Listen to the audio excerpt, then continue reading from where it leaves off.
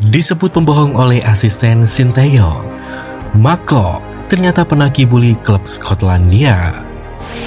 Bintang Persib Bandung Mark Klok kembali ramai dibicarakan di sepak bola tanah air usai disebut pembohong oleh asisten pelatih Sinteyong, Kim Yong-jin. Menariknya, Klok memang pernah berbohong demi bisa bermain di Liga 1 Indonesia. Momen itu terjadi ketika Klok tak ingin kembali ke klub Skotlandia Dundee FC. Ia yang kala itu masih terkait kontrak di Dundee FC, memilih mengibuli presiden klub divisi utama Liga Skotlandia agar bisa bermain di Indonesia.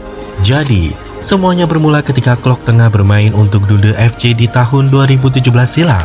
Ia bergabung ke klub Skotlandia itu pada Januari 2017 dari Oldham Athletic. Pada pertengahan tahun, Klok ingin bermain di Liga 1 bersama PSM Makassar. Namun, pihak Dundee enggan melepasnya.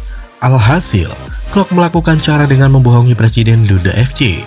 Klok mengaku kepada bos mantan klubnya tersebut ingin pensiun dari sepak bola dan mencari pekerjaan lain di Belanda.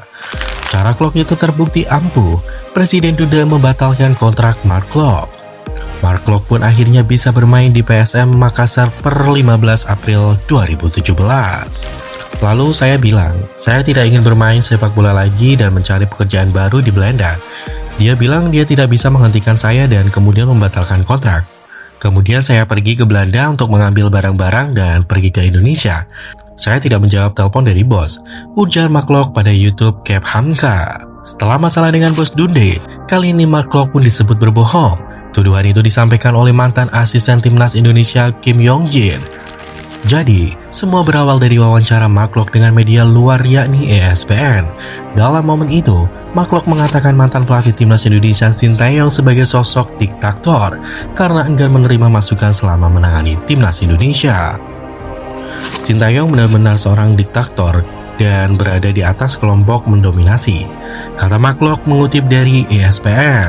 Menanggapi ucapan Mark Klok, Kim Yong-jin menilai ucapan pemain Persib Bandung mengenai Sinteyong sebagai sosok yang diktator adalah sebuah pembohongan. Diktator itu sangat tidak benar.